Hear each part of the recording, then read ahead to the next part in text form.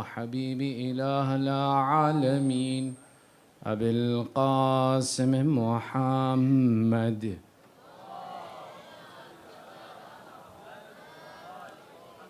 وعلى آله الطيبين الطاهرين المعصومين واللعنة على أعدائهم أجمعين من الآن إلى قيام يوم الدين. أما بعد، فقد قال الله تعالى في محكم كتابه الحكيم: بسم الله الرحمن الرحيم. ألم تر إلى الذين قيل لهم كفوا أيديكم وأقيموا الصلاة وآتوا الزكاة فلما كتب عليهم القتال إذا فريق منهم يخشون الناس كخشية الله أو أشد خشية وقالوا ربنا لما كتبت علينا القتال لولا أخرتنا إلى أجل كريم قل متاع الدنيا قليل والآخرة خير لمن اتقى ولا تظلمون فتيلا. آمنا بالله صدق الله العلي العظيم. صلوا على محمد وآل محمد.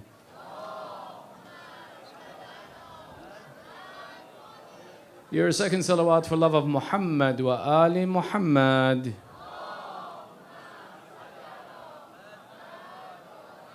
And your loudest salawat for ta'ajil faraj sahib al-asr wa zaman.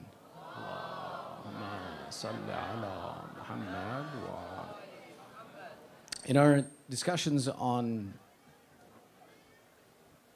guidance for raising children, one of the important points that has to be taught to children needs to be a discussion, not just with the children, but with the adults, and it'll be relevant to today's conversation as we move forward, is the concept of taking ownership of your education. Let me explain what I mean by that. Many times we think that as long as we go to school and we study math, science, history, we've learned, and this is our education, and as long as I'm going to school, this is my obligation of education. Which is why many kids, for example, in the summer months, you tell them to read a book, do something, they say, no, no, no, school is out. And they say, education doesn't need to be performed right now. This is a very poor process of thinking that puts the responsibility of my education on somebody else, and whatever they teach me is what I need to learn. I don't need to learn anything else. In reality, we want to take ownership of our own education. What it means to take ownership of your own education is that education does not end when you finish college or university. That, okay, now that I've learned how to get a job and make money, khalas, done. I don't need to get any more education. That's what the capitalistic system teaches. Capitalistic system teaches that the purpose of life is to make money. Once you can make money, you don't need to learn anymore. And until you can make money, you have to keep learning and getting degrees. And once you can make money, you don't need to do this anymore. This is not what Islam believes and teaches. When we see the statements of our Imam alayhim as-salam, when they say, "Utlubul ilm min al-Mahdi ila al-lahd," go and search for knowledge, go and gain knowledge from the cradle to the grave. This is not what Western culture teaches us. Western culture teaches us make enough, learn enough to make some money, and then khalas, you don't need to study after that. Look at how many people we know like this. And you ask them, when's the last time you sat in a classroom? When's the last time you read a book? And I say, when I was in college, or when I was in high school, and after that I got a job and I have no time to learn anymore and nothing. The truth is that each of us has an obligation to educate ourselves. And our children need to learn that what school teaches is only a piece of that process of education, and that true education is what I do for myself. Promote learning in your household. Learn together with your children. Read books together. Discuss books together. Make sure and understand that your child doesn't believe that as long as I'm going to school, I don't need to learn anything else. That's a mistake. And for us, that's a mistake. If we stop the process of learning once we learn how to make money, we're not Muslim. We're capitalists. Because that's what a capitalist needs, is a cog in the wheel, someone who keeps producing and buying and earning and going through this process of making money and spending money and making money and spending money. And that's all their life is. Islam wants to see us, yes, have nice things, but continue to grow as a person, improve yourself, change yourself, learn and educate yourself. One of the most important elements where our communities are lacking is learning the language of the Quran. This is an example. I'm not saying that this is the only element that's necessary. Historically, it was hard to learn the language of Arabic because there were no teachers or no place to go and learn when you were back home in those countries, and people themselves had a hard time reading. What's our excuse today? Today, we have access to every type of knowledge and information, every type of teacher and resource. If today we don't take the time to invest and learn in the language of the Quran, the language of Hadith, the language that Allah chose to speak to us in, at this point in time, we're not ma'adhur, we're not excused. We have no excuse. The resources are here. We're not investing in them. And that's a problem. That's something that we have to change in our children and continue to teach them that school is one part of your education. It teaches you one thing about life. There is much more that each of us has the obligation to learn. Sallu ala Muhammad wa ali Muhammad.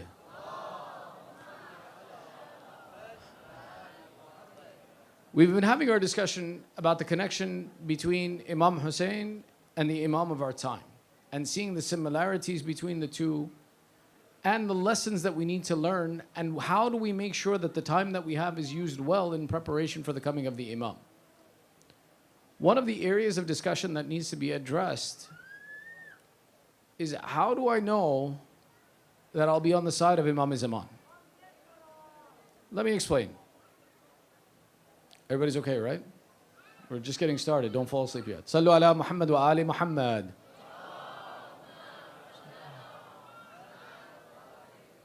Maybe we mentioned this before either, but simply praying and fasting doesn't mean that I will be a supporter of the Imam. Because the enemies of the Imam in Karbala also prayed and fasted. Meaning that there is a piece of hidayah that has to be attached with action. And if that piece of hidayah is missing, action isn't enough to protect us and to ensure that we're on the right path. We have work to do. And that throughout the history of Islam, we've seen that at times, whether we look at the time of our Holy Prophet, that though there were people who said that we'll submit to Islam, but to everything you say we won't accept. Then we look in the dawr of all of the A'immah alayhimus salam. There were people who were pure supporters, and then there were people who were not pure supporters. And that an enemy of the Imam doesn't simply mean someone who is outside of the faith. Rather, when we take a look and we see the description of, as we've talked about, the hidayah from the Imam, the adalat from the Imam, the rahmah from the Imam, all of these elements, for people who are simple and pure, they will accept and they will come to the path of the Imam. But there are others who are much more dangerous and difficult. So we know, for example, that there will be those who are the people who benefit from the system as it exists today. That they will be the enemies of the Imam. And they will not believe in the faith of the Imam. They will not acknowledge the faith of the Imam. Why? Because what they possess now benefits them. If I'm rich and wealthy and someone's going to come and change my process and take away from me because I've used inappropriate means to gain that money, I won't like them. That's one category of people who will be the enemy of the Imam. And those were, for example, the time of our Holy Prophet, those were the Quraysh. The Quraysh said, we have a good system, leave us alone. Look at the daughter of the Holy Prophet. When he comes and he introduces and he says, there is one God, the Quraysh say, whoa, whoa, whoa, hold on. We are the keepers of the Kaaba. In the Kaaba, every tribe of Arabia keeps an idol. And to visit their idol, they come, they pay, we make money. So we have this great tourism system. We have this great that we are the keepers of the idols.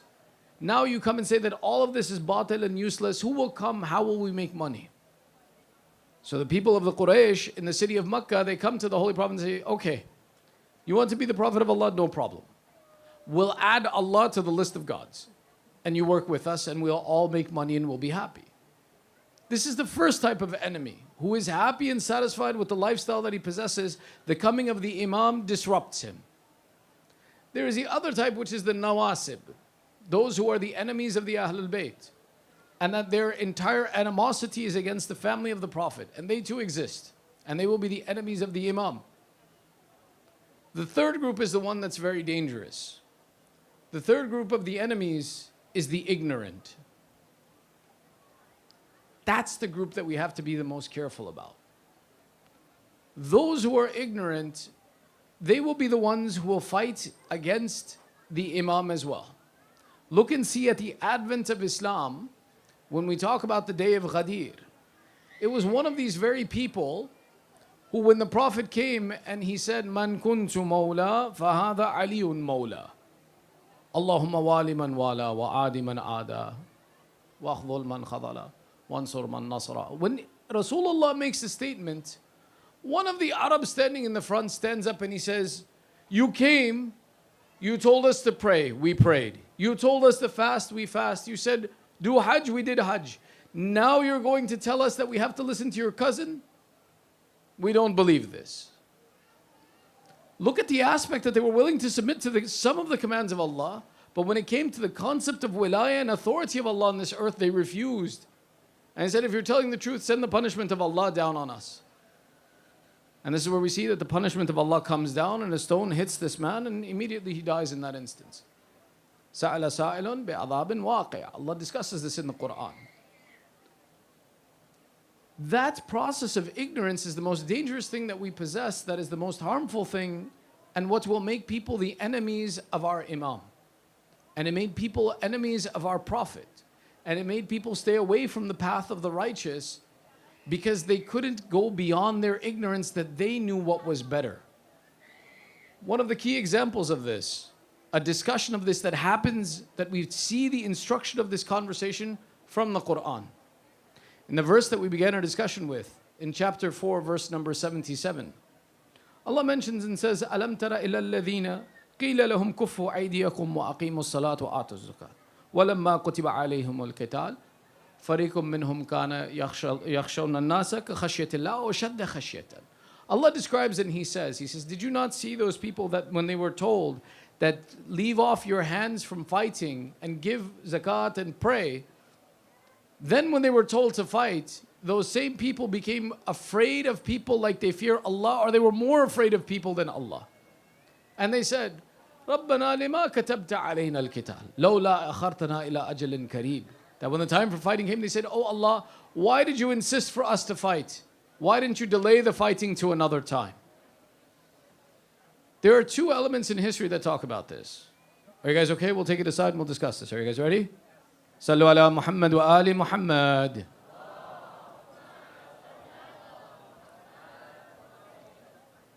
This verse is revealed when our Prophet stopped the people from fighting in the time when they wanted to, and commanded them to fight later for the battles of Badr and Uhud. And that when the battle of Badr, we see only 313 men come, the people were like, why do we want to fight? But when they were in Mecca and they were a minority, they were like, let's fight. This was the initial intent of the verse. But then we see our 5th and 6th Imam in tafsir explain to us that this verse also refers to the door of our 2nd and 3rd Imam and the time of the 12th Imam. They describe it and say, أَلَمْ تَرَ إِلَى الَّذِينَ كِيلَ لَهُمْ كُفُّوا أَيْدِيَكُمْ. That did you not see those people when they were told to stop their hand? That this, the stopping of the hand, refers to the time of our 2nd Imam, Abu Muhammad al-Hasan ibn Ali al-Mujtaba alayhi salam.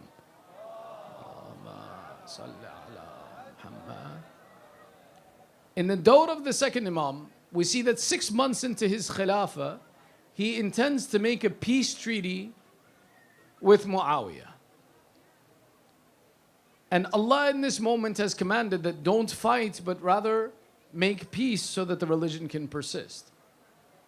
The people of the time of Imam Hassan used to disrespect Imam Hassan in the middle of the streets for making this treaty. And I'm not talking about commoners, I'm talking about the Shia of Ahlul Bayt.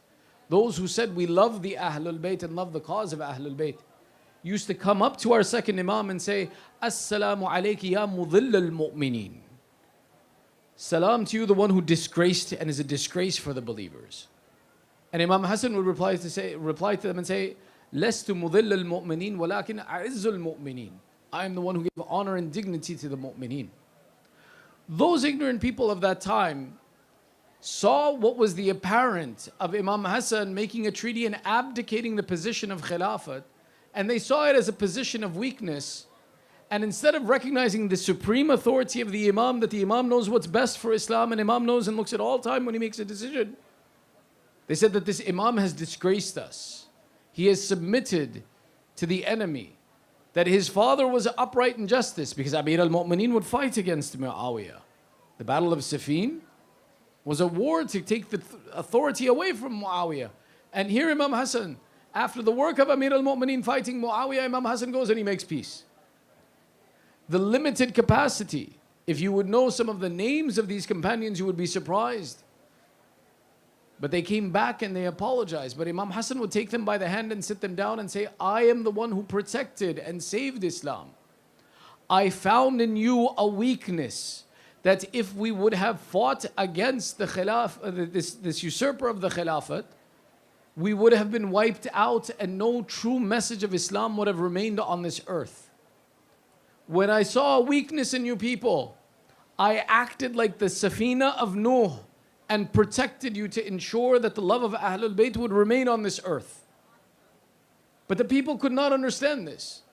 That's why Allah says, when we told them to hold back their hands from fighting and told them to pray and fast, to pray and give zakat, they argued, they fought, they disrespected the Imam of the time. And then when we told them to fight, فَلَمَّا كُتِبَ عَلَيْهِمُ الْقِتَالِ, when we told them to go and fight, a group from amongst them feared men like they fear Allah, or they feared men even more than they feared Allah. This is where the discussion comes, that time when they were told to fight is the dawr of Imam Hussain. But that people didn't come to the support of Imam Hussain. Rather, they feared the consequences of standing against the Khalifa more than they feared the consequences with Allah. Which opens an interesting conversation. Shall we take it aside? Everybody's okay? Sallu ala Muhammad wa ali Muhammad. The argument is presented that it was the Shia that killed Imam Hussain. People of Kufa, where Shia is the argument. This is not true. You have to look at it, know the history of Kufa to understand how this is not the truth. When we look at the truth that Kufa was a city that was under the authority of the Khilafat of Imam Ali, but a number of things happened between the Khilafat of Imam Ali and the time of Imam Hussain. We'll mention a few of these, although the discussion is very lengthy in proving and discussing who were the people of Kufa that stood against Imam Hussain. First and foremost, you have to understand that if Imam Ali was raising armies from the city of Kufa to fight Muawiyah, when Muawiyah takes control of the Khilafat, he would be a fool not to break up the city of Kufa. If you have an entire city that was dedicated to fighting against you and you take authority over it, and that's exactly what Muawiyah did. As soon as he took authority and became the Khalifa, all of the clans and the families that lived in the city of Kufa that were loyal to Imam Ali, he moved them out to the outskirts and the boundaries of the government of Islam. If you see that, for example, in Azerbaijan, outside in Afghanistan, these other places that Shia exist, it's because they were pushed there by the Khalifa so that there would be no one central place where all the lovers of Imam Ali could be established. Otherwise, another uprising would come against the usurpation and abuses of the Khalifa of the time. But Muawiyah goes through and he breaks apart and he takes away all of the pious people in the city of Kufa and sends them to far distances. The second thing that happens is, who does he bring into Kufa? Because Kufa was intended to be a garrison town. He brings in mercenaries. These mercenaries were people that as long as they were getting paid, they were happy. So Muawiyah shifts them into the city of Kufa, says, I'll pay you, I'll take care of you. And then he doesn't pay them. The Khawarij came into existence because of this exact very reason. The Khawarij were soldiers in the army of Imam Ali in the Battle of Siffin that Amr ibn As made a deal with. That if you betray Imam Ali, we'll give you a lot of money.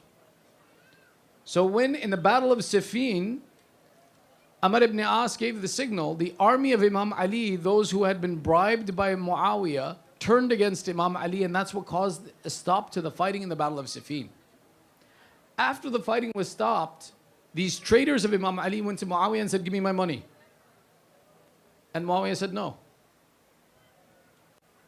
And they said, but you promised us. Muawiyah said, what are you going to do? Are you going to go to Amir al-Mu'mineen and ask him for your money? And tell him that we betrayed you and he promised to pay us and now he won't pay us? So Muawiyah, what he did was he promised these people money and then wouldn't pay them. The same way he brought mercenaries to the city of Kufa to take over and establish a base in Kufa. And then eventually he decided, nah, I don't need to pay you. These people who are now disgruntled because they weren't receiving money from the Khalifa were many of the ones who wrote letters to Imam Hussain and said, rise up against this one.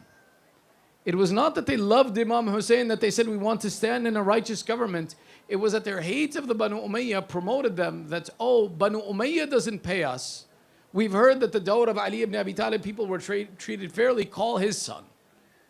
They were not true to the message of Islam, which is why when Muawiyah's son, Mal'un Yazid, offers them wealth, they raise an army against Imam Hussain. One of the proofs of this, that these were mercenary folk, is look at the looting of the caravan of Imam Hussain after the event of Karbala. Their interest was, I need to get money from the Khalifa, and to get money from the Khalifa, I have to demonstrate what atrocities I did in this battle. So hence, each of the Qabilas that were present in the army of Umar as-Sa'd went to look and to steal the property of the Banu Hashim to show that we were aggressors. Because there weren't enough of the army of Imam Hussain to say that every family was fighting against everyone there. It was thousands versus hundreds. So definitely the thousands wouldn't get. They were mercenary folk. The third thing that we know is that Ubaydullah ibn Ziyad, when he took control of the city of Kufa, all those who were truly loyal to Amir al-Mu'mineen and loyal to Ahlul Bayt and loyal to Imam Hussain, he immediately put them into prison and put curfews on the city of Kufa. So that the only people who could come and go from the city of Kufa were those that were loyal to the Khalifa and to Ubaydullah ibn Ziyad. Which is why there are questions that are asked about personalities like Mukhtar. Where was Mukhtar? He was in prison with Maytham. He was in prison with the lovers of Ahlul Bayt, many of whom Ubaydullah eventually killed in those prisons and didn't let them out. In some narrations, up to 40,000 of the supporters of Imam Ali and Imam Hussain were kept in prison inside of Kufa so they couldn't go to support Imam Hussain. Which is why, when we look at the reality of who were the enemies of Imam Hussain, they were those people who were sellswords. They were not the people who were truly loyal to the Ahlul Bayt. But these were those same people that Allah is talking about, that when it was told to them to go and fight, فَلَمَّا كُتِبَ عَلَيْهِمُ الْقِتَالِ, when they were told to go fight, they feared the government more than they feared Allah. And that they were more worried about what the Khalifa would do to them if they didn't follow the commands of the Khalifa than they were worried about what Allah would do to them for standing against Ahlul Bayt. These are the ignorant who don't know the difference between Allah and insan. يَخْشَوْنَ النَّاسَ كَخَشْيَةِ اللَّهِ أَوْ أَشَدَّ خَشْيَةً. That they fear mankind the way they fear Allah, or they fear mankind more than they fear Allah. Because they say, I can see this man who is over me. I cannot see Allah. I have not seen that day when Allah will be the judge, but I have seen the day that this man can abuse me. And the discussion that comes in this context is to present and show that those ignorant people are the ones that are the enemies of Islam. And look how dangerous it is. Allah continues in the verse, chapter 4, verse number 77. And they say, رَبَّنَا لِمَا كَتَبْتَ عَلَيْنَا الْكِتَابِ لَوْلَا أَخَرْتَنَا إِلَىٰ عَجَلٍ كَرِيبٍ. They continue and they say that these same people who are afraid of fighting for the sake of Allah, who are afraid of fighting for the cause of Imam Hussain, they say, Allah, why did you write for us to fight? Why did you not delay the fighting until ajalin kareeb, a nearby time? That nearby time that they're mentioning, Imam al-Baqir explains and he says, that is the time of the coming of Sahib al-Asri wal-Zaman, Ajjalallahu ta'ala farajahu al-Sharif. Look at how frightening the explanation of the Imam is. That those who refused to support the Imam and were afraid of people, they knew of the coming of the 12th Imam. They knew that an Imam will come that is guaranteed victory. And he said, why should we fight today? Why don't we fight then? This explanation of this discussion shows that simply knowing Haqq is not sufficient. Supporting Haqq is the important part. And that people will come in a time where they will know about Haqq, but they won't support it. When we look at the time of our 12th Imam, it's true. We know that the enemies will be those who are in positions of power and authority now, that they will not want to give up how they came to this ill-gotten wealth. They will want to preserve their path. We know that there will be those who have hatred for the family of Ahlul Bayt who will be the enemies of the Imam. But the most dangerous one are those ignorant people who will see the Imam as a threat to their way of life. And they will say that we're comfortable the way we are, we don't need to follow this Imam. Or they will see in the character of the Imam something that disagrees with the traditions and the cultures that they used to practice. There's a hadith that explains and says that one of the battles of the Imam will be that the Imam will proceed to the city of Kufa, where 16,000 men who have marks of prayer and prostration and fasting and recitation of Quran will stand together against the Imam and say, "O son of Zahra, ma hajata lana bik," that we don't need you. Irja, go back. 16,000 men who know that this is the son of Zahra and will say, "We don't need you, go away." And the Imam will battle against these 16,000 men who will stand there. This description is talking about the idea that there will be people who know who the Imam is, but will say that we don't need you, we're happy the way that we are, because the Imam will challenge the cultures and the precepts that people possess. One of the important elements of today, of preparing for the Imam, is understanding and developing an education and studying and learning about the Imam, that we are not ignorant. Most of the time we follow the tradition and the culture that we come from. And culture is beneficial, that it makes it easy for us to practice the values of Islam and live an Islamic lifestyle. It's very true. But it's not enough. We have to be people who study and learn about our faith and recognize who is the Imam, what is his authority. To have the ma'rifah of not only that there is an Imam, but what will he do? How will he lead? How will I support him? These are points of education that we have to spend time on. And the mistake that's going to happen is that people will come and they will hear the command of the Imam and then say, "That's not how we do it." The Imam will come and present and teach about the Quran and they'll say, no, we do it differently. Listen to us." The mistake here is knowing the Imam but not having ma'rifah of who is the Imam. The same way the people in the time of Imam Hussain, they knew that this is the leader. They knew that this is the son of Amir al-Mu'mineen. They knew that he is the true rightful owner of Khilafat. But then when he made a decision, they questioned him. They ridiculed him. They abused him because they did not have ma'rifah of what it means to be an Imam. They thought of him like another person and they said that you chose, and it was your choice to make peace, and you made a mistake to make peace. It would have been better if you fought. The same is what we're afraid of happening in the dawr of the 12th Imam. That there will be those amongst us, when the Imam commands us, that will say, "Why are you saying this? Don't you know better? Let me tell you what you should do." That is the fear of ignorance of one who doesn't have ma'rifah of what is an Imam. That an Imam is not someone who behaves by his own desire. An Imam does not make a decision the same way you and I make a decision that between red and blue, well, you know, blue is cheaper on car insurance than red, so let's buy blue. This is our limited intellect. The Imam's intellect is that which is taught to him by Allah. That we don't question the Imam. With the Imam, the relationship of the mu'min is sami'na wa ata'na. We hear and we obey. And this is a mistake that has been made throughout the history of the madhab of lovers of Ahlul Bayt, that when we are ignorant, we don't follow the command of the Imam.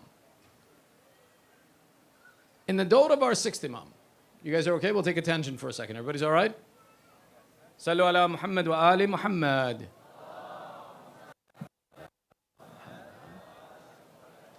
In the dawr of the 6th Imam, when there was a revolution happening in the Islamic culture between the dynasty of the Banu Umayyah falling and the dynasty of the Banu Abbas rising, there were those who came to our 6th Imam and said, "Ya Rasulullah, raise the flag. We will follow you. We have 20,000 followers that will stand behind you. Raise the flag for the revolution. We will follow you." And they would insist to the Imam that we'll support you, we'll support you, we'll support you. Stand up, raise the flag. Support you. At one point in time, Imam turns and he says, "You, go in the fire. Jump into the tannoor." And he says, "Ya Rasulullah, you need me. I'm going to bring you 20,000 soldiers. How can I jump in the fire? The Imam turns to another companion and says, you go in the fire. And he immediately jumps into the fire. The difference in the ma'rifah of these two people is this one who was offering 20,000 soldiers to support the Imam was offering what he thought was his apparent authority of the Imam. He wanted to believe the Imam when it was convenient for him and beneficial for him. The other one that the Imam says, get in the fire, and he gets in the fire, is the one who believes in the true authority of the Imam. That the Imam will never do anything to you but khair. And which is why when they open the tannoor and this mu'min is sitting inside, the fire doesn't burn him. Because the command of the Imam. Our relationship with the Imam of our time needs to be that we have complete submission to the command of the Imam. But that's not going to happen if we don't study and learn what does it mean to be an Imam and how do we submit to the authority of the Imam.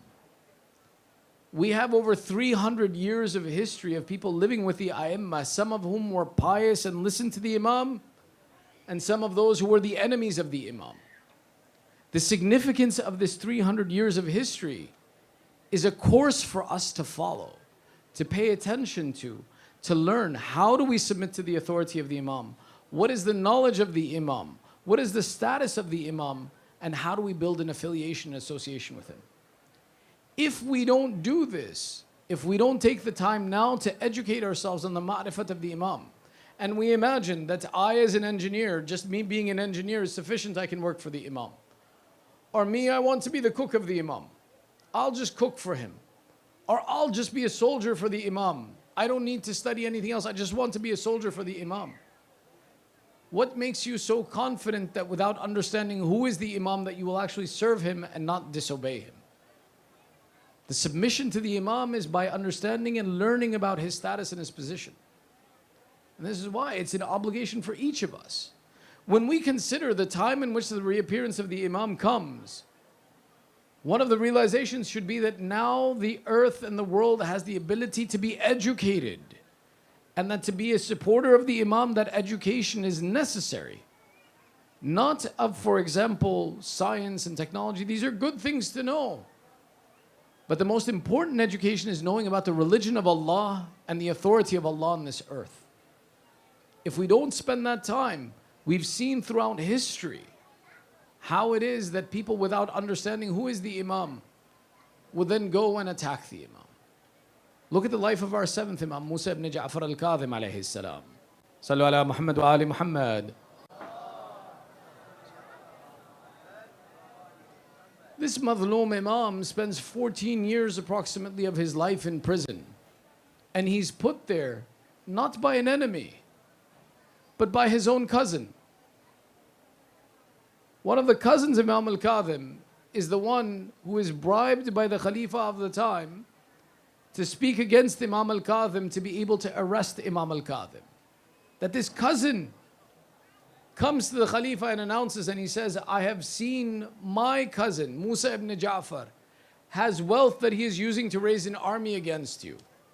Musa ibn Ja'far possesses so much wealth, he went to buy land that cost a lot of money. When he presented the money, the seller of the land said, I want a different currency. And Musa ibn Ja'far was immediately able to provide a completely different currency in a large amount of wealth. And this is a proof to show you that Musa ibn Ja'far, na'uzubillah, is raising an army against you. The Khalifa used the claim of this cousin as an authentic claim to then take Imam Musa ibn Ja'far and place him into prison. This reality tells you that knowing the Imam is not even being related to him. This won't be sufficient. That even those who were the relatives of the Imam would be responsible for the spilling of their blood. Which is why the mistake that humanity has made and can make in the dawah of the Imam, the education of how serious this is, comes from the lesson of Karbala. When we hear about the story of Karbala and we see what happens in Karbala against the Imam, it should be something that frightens us and awakens us to the fact that if we are not careful, we will do a disservice to the Imam of our time. One of the great proofs that Abu Abdullah brought with him to the field of Karbala was that young man known as Ali al-Akbar. Because they said there was no one on this earth who was more like Rasulullah, khalqan wa khuluqan wa mantiqan. That in his appearance, in his character, in his speech, no one looked more like Rasulullah than this Ali al-Akbar. When we learn about the day of Ashura, we say the morning of the events of Ashura, Imam Hussain says, "Oh Ali, my son, give the adhan on this day." The significance of that adhan was that the army of Umar Asad heard the speech, the sound of the call to prayers, and they said, it is as if we hear the sound of Rasulullah calling us to salah. Yet still they had no shame that they raised swords against that son of Imam Hussain.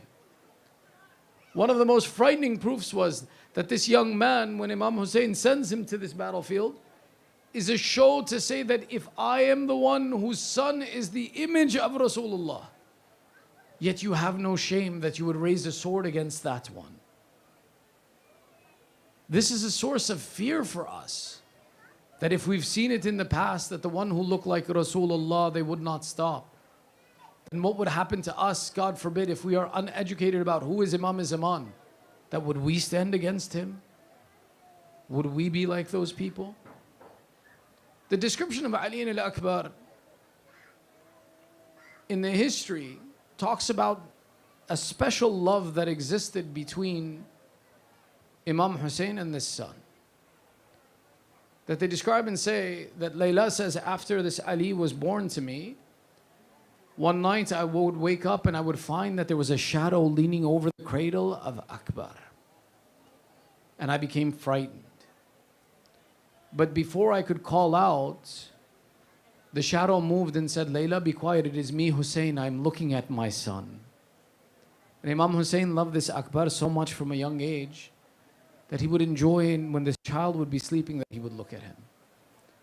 Which is why when the day of Ashura comes, all of the companions are spent. And it comes time for the Banu Hashim to present their sacrifice. He offers his son to go first, and Ali al-Akbar himself raises his hand that, Father, let me go first.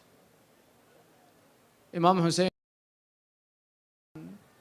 and that you can't attain لَن تَنَالُوا الْبِرَّ حَتَّى تُنْفِقُوا مِمَّا تُحِبُّونَ, that you cannot attain salvation with Allah until you give that which you love.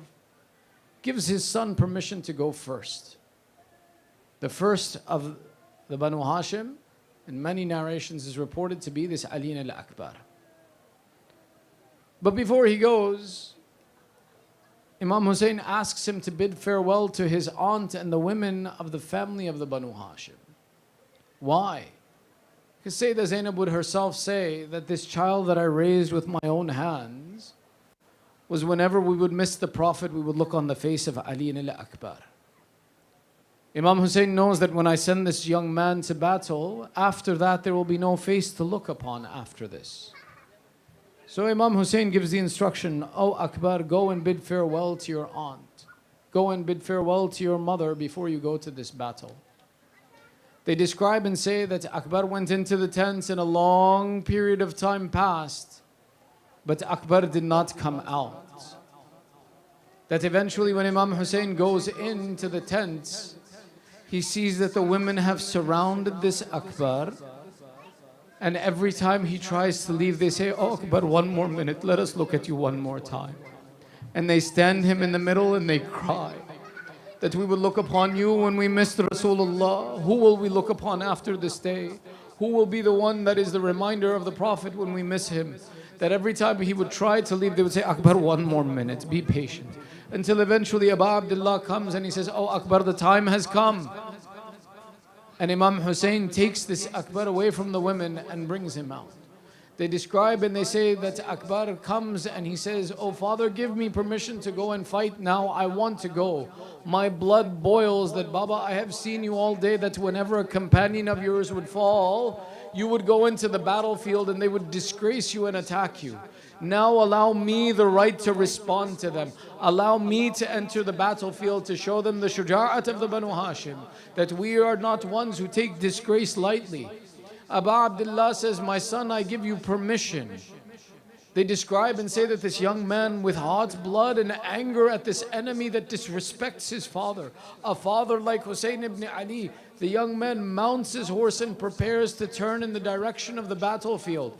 How does a young man face an enemy? He faces him with anger. He faces him with aggression. He becomes prepared that he takes his horse and he runs towards the battlefield. But as he leaves, a call comes, Mahla, Mahla ya Akbar. Slow down, my son Akbar.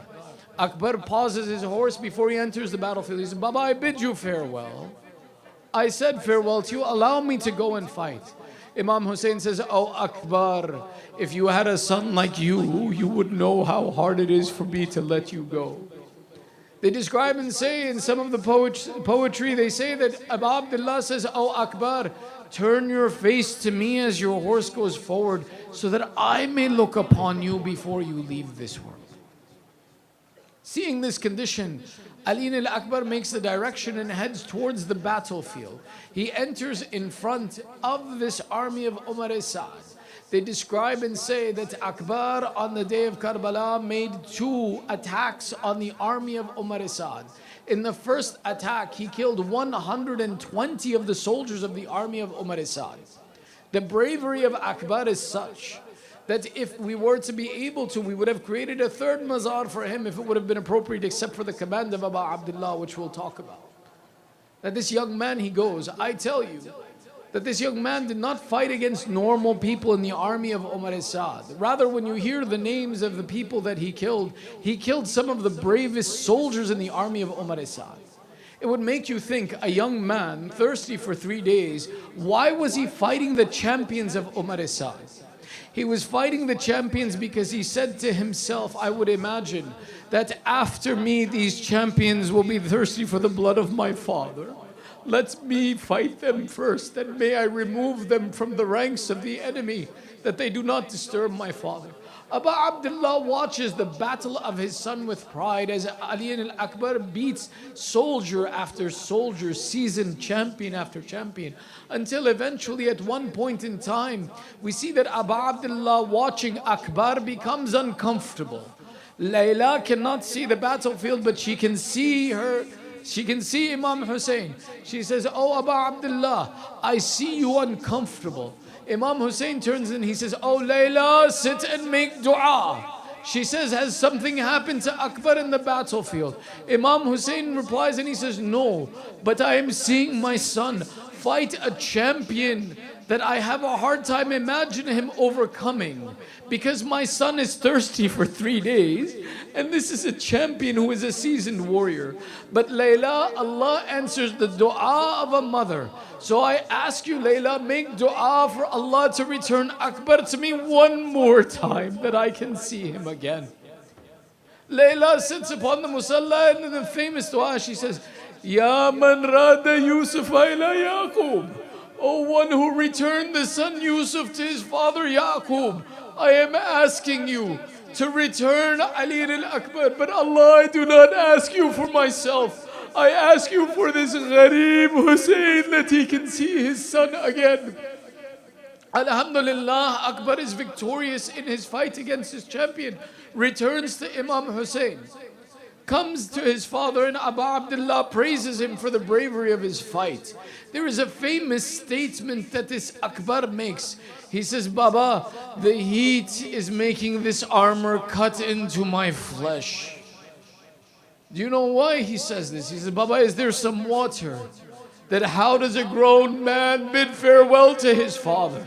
How does a young man tell his father that, Baba, now the time has come, my energy is finished, I do not know that I will return to you again. Bid me farewell so that I do not have to return. Imam Hussain, wanting to give his son any sort of comfort, they describe and he says, Oh Akbar, take my tongue into your mouth. Maybe there is some comfort you can take from this. They describe and say that Akbar takes the tongue of his father into his mouth and he cries out, he says, Ah, Baba, your condition is worse than mine. Akbar comes to the realization, my father has fought 72 battles today already, bringing each of these companions back. Again, anger enters the heart of this young man. He returns to the battlefield. He bids farewell to his father. He comes amongst the enemy and they say Akbar kills another 80 of the fighters of Umar Asad. You would describe and say that this young man would say, you dared against my father, yet now you run from my sword. The enemy, Umar Asad's army, would narrate and say that we would see this young man who would daringly come into our ranks, look for us and hunt us. But whenever we desired to raise a sword upon him, we would see the beauty of his face and be overcome by this look and embarrassed to raise a sword on the face of Rasulullah. So hence he would attack us without any restriction and he would come through us and we would be afraid. Eventually we were given instruction, encircle him and attack him from all sides. But the beauty of the battle of Akbar, the bravery of the Banu Hashim was they still had a hard time containing him until eventually one Mal'oon says, the curse of the Arab upon me if I do not make his father weep over him. Mal'oon Barra says that I will be the one who makes this boy fall. They said, oh Marra, when we see his face, we have no option. We cannot raise our sword against him. How will you be the one? He says, I shall attack him from behind. So they made the plan to bring a line of soldiers in front of Akbar. When he was busy facing them, Mal'oon Barra came from behind, raised his sword, struck the head of Akbar in the field of Karbala. In this moment, Akbar falls forward on his horse. They describe and say that the horses used for warfare would be specially trained, that when your rider falls on your neck, that the horse returns to its camp. In this condition, we see the blood from the wound of Akbar poured into the eyes of the horse. The horse, instead of returning to Imam Hussain, headed into the camp of Umar Asad. They're now seeing this young man of Abu Abdullah wounded on his horse. Every soldier now came and said, you killed our relatives. Qata'a Akbar irban irba. They attacked him from every direction, cut up the body of Akbar on the horse until eventually Akbar says something no other Shaheed says. Alayka minni salam abada. Akbar says, I send salam upon you, O father. He says it in such a way that there is no jawab, no reply mandatory. Every Shaheed said, Salamu alayka ya Abu Abdullah. Make it mandatory. Abu Abdullah would respond. Akbar, knowing the difficulty his father in, gives a salam. He says, Baba, I bid you farewell. But I bid you farewell in a way that don't respond to me. It will be too difficult for you. They describe on this call, Imam Hussain runs to the battlefield. From the tent, Sayyidah Zainab calls, Oh Hussain, Akbar calls you from the right, but you run to the left. Abu Abdullah would reply, La tulumuni, don't blame me, Zainab. When I heard my son call to me, I lost the light of my eyes. I don't know where in the field to run. They describe and say that Ali al-Akbar, when he falls in the field of Karbala, the army of Umar Asad encircles him. One of my teachers would describe that the soldiers of Umar Asad stood in their saddles, one behind the other, standing around the body of Ali al-Akbar laid on the ground in Karbala. When you ask why would they do such a thing, he replies, he says, they wanted to see how does an old man stand and see the body of his grown son after it has been cut to shreds.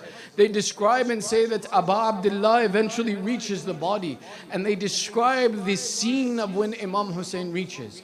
That they say that Imam Hussain reaches Akbar. He sees his grown son laying on the ground, injured from head to foot. They describe and they say that we saw Hussain ibn Ali touch his cheek to the cheek of his son laying on the ground. Then we saw Hussain ibn Ali. It was as if he could not find comfort. We saw Hussain lay on the hot sand of Karbala, pick up the body of Akbar and hug it to his chest and lay in the field of Karbala. In this moment, as Hussain was laying there with his son on his chest, we heard a woman call, Oh Hussain, I have come for your assistance.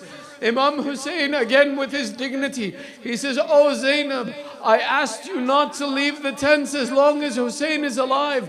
Why did you come out?" She says, "Brother, I knew this moment would be difficult for you. I did not want you to die in the moment that you see your grown son." Imam Hussain replies, "Return to the tents. Hussain is still alive." There are two narrations. One that says Abu Abdullah lifted the body of Akbar, returned it to the tents the way every shaheed was returned. Another narration says that Abu Abdullah did not carry his son, but that the Banu Hashim came and carried away the body of Akbar. If you join these two narrations, it says that Abu Abdullah tried to lift his son to carry him back. They describe 50 times he would lift the body, 50 times it would fall from his hands, until eventually he called, "Oh sons of Banu Hashim, come and lift this body that Hussein does not have the strength to live." There are two narrations I share with you if you have the patience. One, every shaheed was returned to the tents to bid farewell. In one narration they say that the night after Ashura, when they went and they looted the tents, that there was a lady who possessed a red hijab, a red rida that was taken. When they asked who would wear a red rida on this day, they described this was Sayyidah Zainab. They said, how could it be? Did she not know better? The answer that some of the poets write and say that no, this rida had been white when this day started. But when the body of Akbar was brought back, that aunt who loved this nephew threw herself on the body of Akbar to hug him one last time. But there were so many wounds on the boy that his blood was then covered in the rida of Zainab. This is that one shaheed that today when you go to the Dhari of Abu Abdullah, you will see Imam Hussain, and at his feet is buried Akbar. Imam Zainul Abidin says, when I went to go bury my brother, I heard my father call to me, "Oh Sajjad, place him with me, do not separate him from me."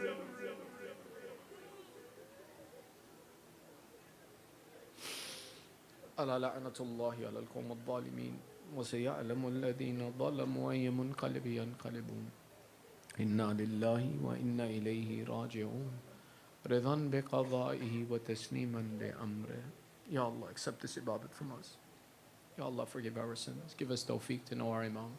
Give us tawfiq to support our Imam. Rahimullah man yakra Surah Al-Fatiha.